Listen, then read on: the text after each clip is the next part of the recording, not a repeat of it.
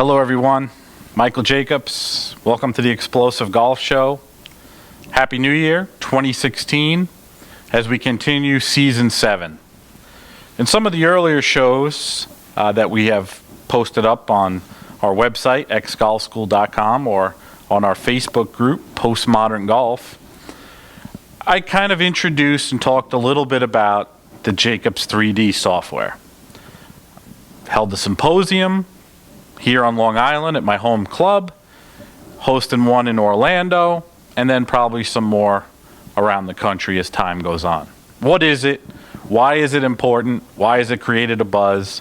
And what is the announcement for the next phase here? Well, I think as a golf pro, I always wanted to be a golf pro since I was a little tiny kid.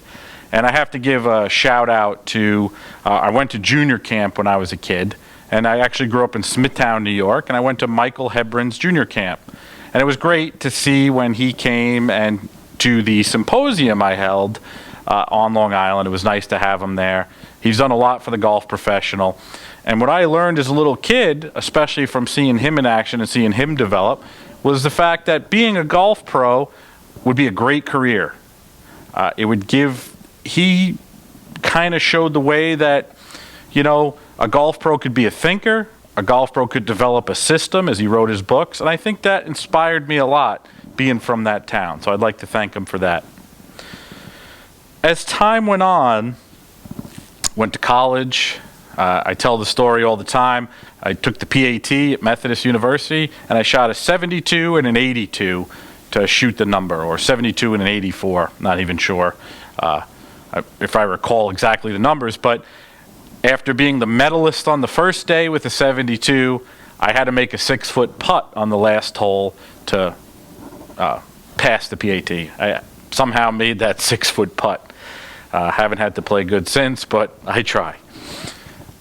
The variation of shooting a par round to a multi-over par round was really curious to someone like me. And I think shortly after that, I played in a club event that they called, and we played another Division III team, and I played really well. I made 4 birdies in a row, and I shot a 35 on the front 9, which, 1 or 2 under par, whatever the case may be, and I played a great back 9. So I shot a couple under par, and for me, that was a good score to shoot a couple under par. I got killed. I mean, we're talking about guys shooting way lower. So I knew then and there that I would have to find a better way for myself to learn how to play golf if I was going to achieve the ultimate goal of playing for a living. But I think at that particular point, it was obvious that unless I was shooting an astronomically low number below par at age 19 or 20, it might be tough. But I figured along the way, I always wanted to be a golf teacher. And I was inspired to say, okay, I am going to do the best job that anybody's ever done, putting together some type of system that could help golfers and analyze a swing. And, I didn't know where the journey would end. All I knew is I figured I would get started. So I pretty much stopped playing in college, and every weekend I traveled. I met with a great teacher, or I went and studied from someone. And I haven't stopped for the past 17 or 18 years. So I graduated college in 1999, and I have been here at my home club ever since. Started teaching as an intern in 1997. And as time has gone on, I have done the best that I could and spared no expense at trying to put together the best possible system. As we all know, whether we're a golf swing enthusiast or if we are a teaching pro, both follow the instruction that myself and my partner Brian Manzella and my friend Sean Webb put out. We know that there's a lot of information out there about golf now. I mean, I predate the internet a little bit in the early 2000s and 1990s. When I wanted to find information, I had to go to magazines. I had to go to books. So that's why I really enjoy the book experience, and I've collected everything written on golf that I can. I'll have to give Mike Hebron a call one day and go through him and his library and see, if I'm up to date with everything ever printed. But there's a lot of information out there. And as the internet came out, golfers have access to all kinds of information. You could do a search on YouTube right now, and you could get even somebody with a doctorate in some type of field giving a golf lesson or explaining to you how a golf swing works. And you say, geez, wow, they know equations and they know this, and oh, that must be an explanation or this. And there's so much information out there. One golf pro could tell you one thing and the next can tell you another thing. So as I've tried to put together the best system possible, which I believe that I have, there was definitely two things that really needed to take place for this to merge together in the way that I wanted to. I had to have the best golf researcher to date. I had to find the best person who would never see anything as a dead end. And what I mean by that is, if there was a road that I wanted to go down, let's say I wanted to investigate the strain of the shaft and how it affects, and how the curvature of the hub path deflects its characteristics of shaft deflection, let's say. I wanted to find somebody that would always be open-minded to say, let's investigate. So I was lucky enough to find that person. And that's why I kind of migrated towards his research. And obviously he's the most published golf researcher ever.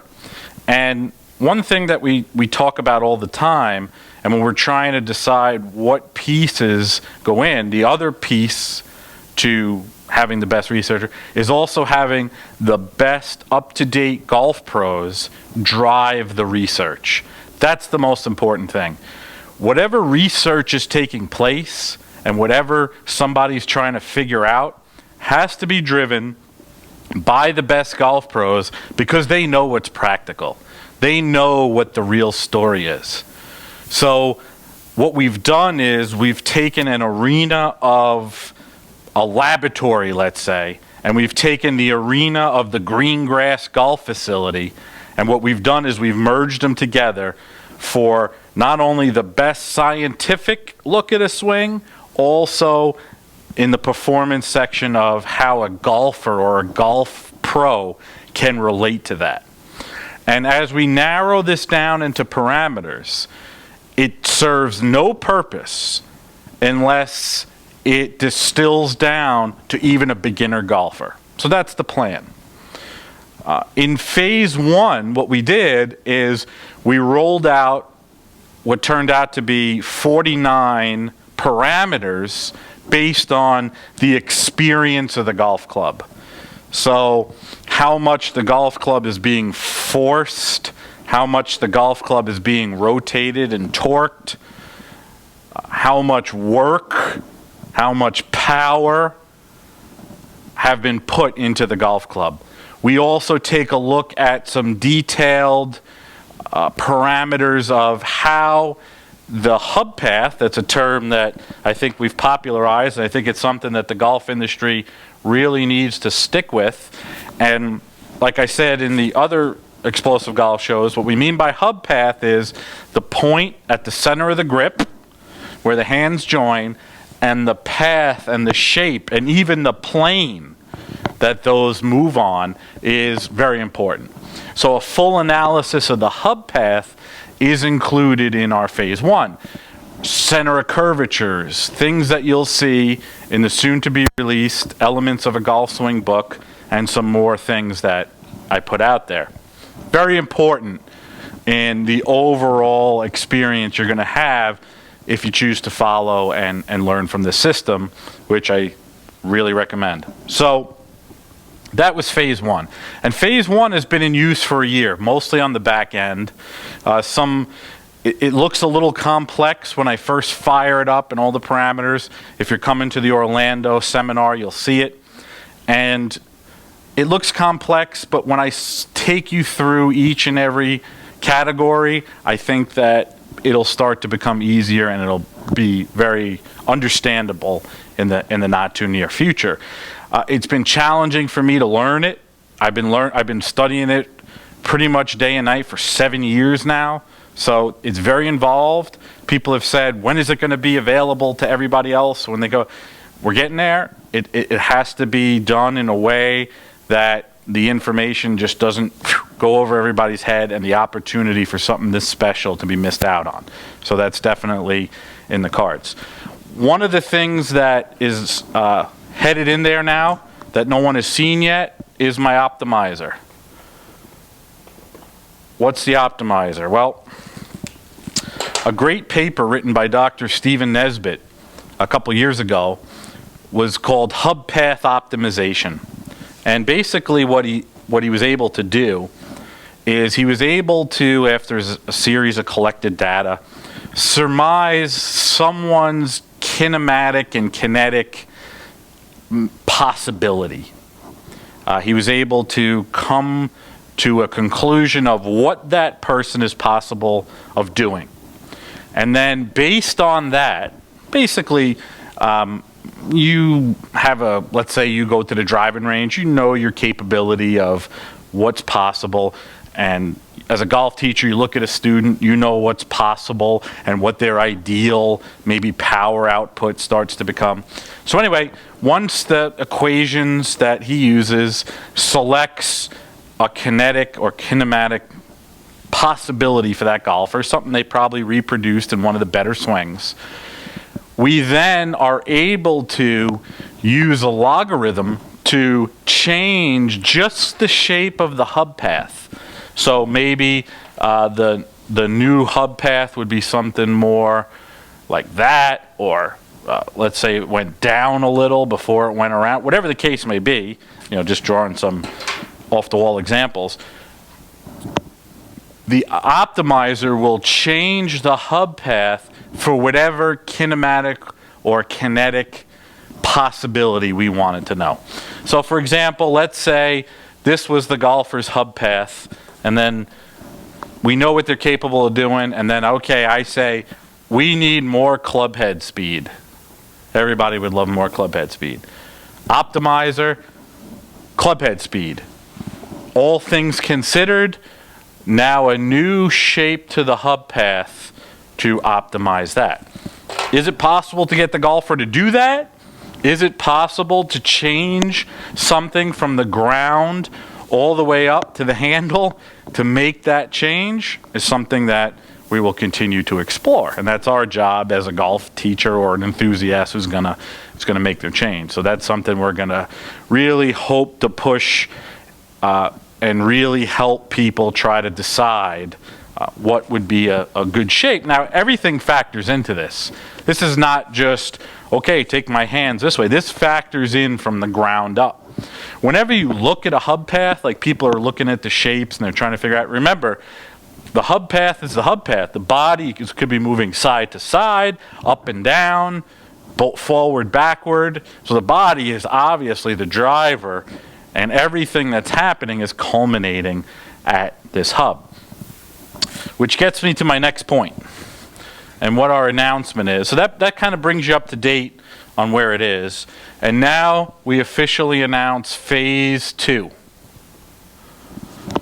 Phase 2, I'm proud to announce, is the body analysis. Sometime, I'd say the summer, spring, definitely in 2016, we will unleash Phase 2 and the body. Now, I'm going to tell you straight up here. You're about to see a body analysis of a golf swing that no one has really seen much of before. This is not going to be your typical look at some, I love my motion capture system, OptiTrax cameras, gears, best on the planet. Perfect for exactly what the golf pro needed to be able to build their own lab and develop anything they wanted. And when you look at swings in that, or if you use a wired system, or you're looking at the kinematics of the movement, you might be able to say, okay, the right shoulder opened this much, this fast, etc. That's what we have access to now. We're going to look at the body from a different perspective. We're going to look at how much that body work, power, and energy is created. I can't get into it too much. I'm going to let it come out first. But I just want to let everyone know it is not going to look the same as every body analysis you see, whether it be on the internet or if you go to a class, a biomechanics class, and you sit there and you listen to the whole thing. This is going to be something completely different. So I'm just warning everyone that when you see it, be prepared for something completely different and a totally different look at how the body contributes to a golf swing. So that's phase 2. So that's the announcement. So let's get into the show. And one of the items I want to talk about today as we start to, put the system out is I want to talk about something that I've said a lot, and I thought maybe we'd get into it a little bit today. The 2 different contributions we make when we swing the club. And I know we use fancy terms here.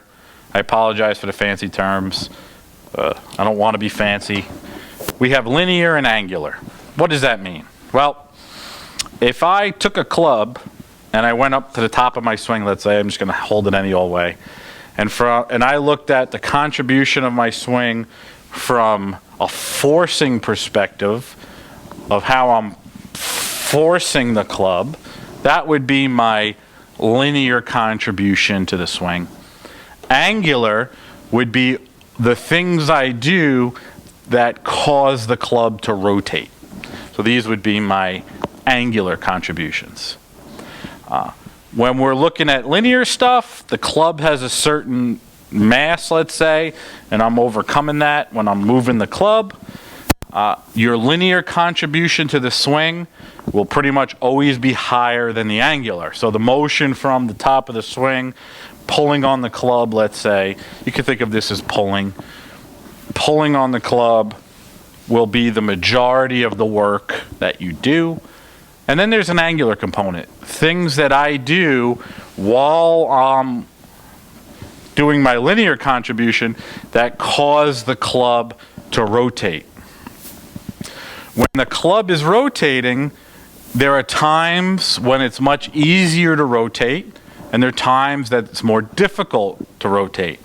So for example, as I get near the top of my swing and the club is moving pretty slowly and I'm starting to put some linear contribution into the swing, like most golfers start purely linear, that point would be super easy for me to do an angular contribution. As I come down towards the bottom of my swing and what the golf club is rotating around starts to move further away, now it becomes more difficult to rotate. So while that's happening and we're linearly moving the club and accelerating it forward, it becomes more difficult to